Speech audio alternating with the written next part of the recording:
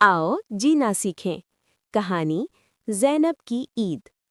ज़ैनब अपनी बिल्ली के साथ खेल रही थी कि सायरन की आवाज़ आई कि ईद का चांद नज़र आ गया है। ज़ैनब के वालिद ने आकर उसे गले लगाया और ईद की मुबारकबाद दी। ज़ैनब खुशी से खिलखिलाकर हंसी और उनको जवाबी ईद मुबारक कहा। फिर ज़ैनब भागकर किचन में पहुंची और अपनी मम्मा और भाई को, जो किचन में मम्मा की हेल्प कर रहा था, उन्हें सुबह ईद होने की खुशखबरी सुनाई। ज़ैनब ने इस ईद के लिए ज़बरदस्त फेरी फ्रॉक सिलवाया था। इसके साथ खूबसूरत मैचिंग जूता भी था। ज़ैनब आज सुबह ही से ईद के ऐलान का इंतज़ार कर रही थी। उसे हमेशा ही ईद का इंतज़ार होता था, क्योंकि उसे चूड़ियाँ पहनने की इजाज़त होती थी और उसके साथ मेहंदी लगाने की भी खुली छुट्टी होती थी।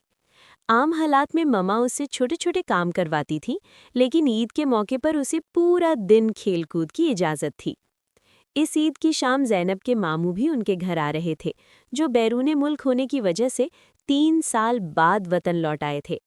ज़ैनब और उसके भाई अली ने बचपन में मामू की गोद में चढ़कर बहुत प्यार पाया था। अली अपने तोते के साथ बातें कर रहा था, जबकि मरियम अपने हाथों पर मेहंदी लगा रही थी।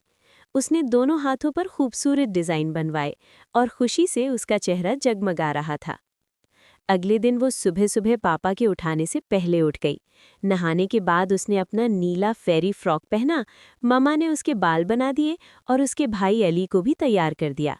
फिर ज़ैनब अपने ममा, पापा और भाई के साथ ईद नमाज पढ़ने ईदगाह पहुंची। ईदगाह में उसकी और उसकी ममा की बहुत सी सहेलियां भी मिली, जिन्होंने उन्हें ईद की मुबारकबाद दी। ईद नमाज के बाद वो अपनी फैमिली के साथ अपने घर की तरफ रवाना हुई। घर आने के बाद उसकी ममा ने एक ट्रे में कस्टर्ड, शीरखोरमा और केक की प्लेटें रखीं और एक खूबसूरत कवर से ढका और ज़ैनब और अली को हमसायों के घर देने का कहा। वो खुशी खुशी हर घर में देकर आए। एक हमसाया अंकल ने उन्हें ईदी भी दी और एक आंटी ने अली की जेब में कैंडी का पैकेट भी दबा दिया। फिर ममा और अबा के साथ मिलकर उन्होंने नाश्ते किया, जो कि आम दिनों से मुख्तलिफ था। अली को शीरखोरमा बहुत पसंद आया, जबकि ज़ैनब को कस्टर्ड और चाट। सारा दिन मुख्तलिफ दोस्त अहबाब आए, उनकी खूब खातिर मदारत की गई। उन्होंने खुशियां बांटी, लेकिन ज़ैनब और अली को शिद्दत से अपने मामू का इंतज़ार था।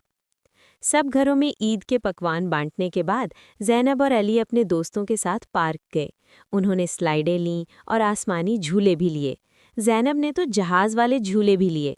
उन्होंने अपने दोस्तों के साथ खूब मौज मस्ती की और फिर अपनी ममा और पापा के लिए एक स्टॉल से चॉकलेट लिए और घर पहुंचे। शाम हुई और मामू वाजिद आए और उन्होंने ज़ैनब और अली को अपने साथ लिपटा लिया। मामू उनके लिए बहुत से तहाइफ लाए थे, लेकिन ज़ैनब को सबसे ज़्यादा प्यारी अपनी गुड़िया लगी थी। ज़ैनब और अली की ईद की खुशियां मामू वाजिद के आने पर दुबाला हो गई थीं।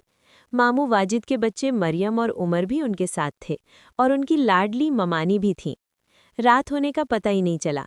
फिर सबने मिलकर डिनर किया और मामू की फैमिली ने रुखसत चाही।